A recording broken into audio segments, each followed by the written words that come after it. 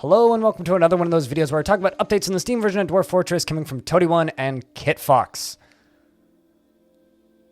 This one we've got Workshop UI using Mason shops as an example. There's also an interview with Tarn Adams, details at the end of the video on how to catch that live today if you're watching this when this gets uploaded.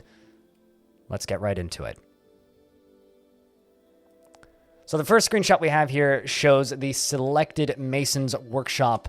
So we have the full UX for the selections of stuff that's there, as well as the items that are currently sitting in it. So the bottom screen here on the right shows the items that are sitting in the workshop, which is a block of granite, granite tables, granite cabinets, and another piece of granite. And then up at the top, we have the jobs that have been queued up. If you look at the bottom where it says TSK right next to granite, at the bottom that is the boulder that is currently getting used, and I'm not entirely certain what the little icon on the other piece of granite means.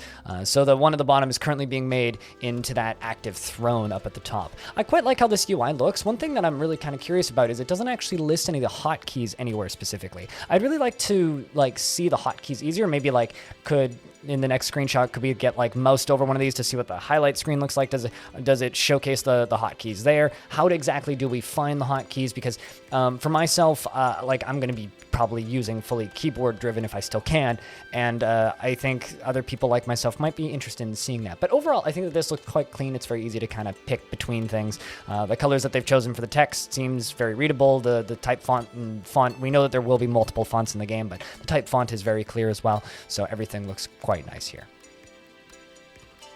As for the second one, this is the screen where we can, I guess, select stuff to be built, where everything is sectioned off into different categories. And of course, there's the wonderful little search bar up at the top, which I'm so thankful for. Like right now, we need to go from category to category and manually select what items to create, using up, plus, and minus on the numpad, and then selecting it with enter. But soon it will be able to just type in the item that we want to make and make it, which is real nice, even though I don't think I'll actually be using this screen much, because for anybody who plays Dwarf Fortress, you know that most of these jobs are going to be assigned by a manager dwarf and not actually the player manually through individual shops. So instead of assigning it through this screen, you'll actually be going to the manager screen and just typing in the object name anyway, so it won't actually be too much of a difference. I wonder if more players are going to play without managers in the Steam version because of this feature. It's actually kind of an interesting little thought. What do you think? Are you going to try and playing without managers more often?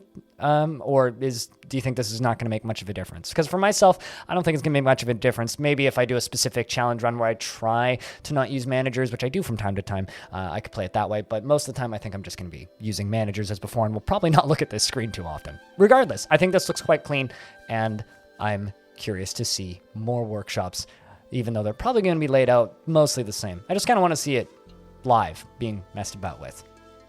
Also, for any of you that made it to the end of this video, it is worth noting that later today, I will be interviewing Tarn Adams on my Twitch stream at 3 p.m. Pacific time. There's a link in the description, and it'll run for about an hour and a half. If you miss the actual live stream, the VOD will go live on this channel tomorrow morning as a premiere at 11 o'clock in the morning Pacific time. So if you missed the live stream, you can catch it tomorrow morning, and it'll be archived there for all eternity. Well, at least as long as YouTube keeps their servers up, I guess.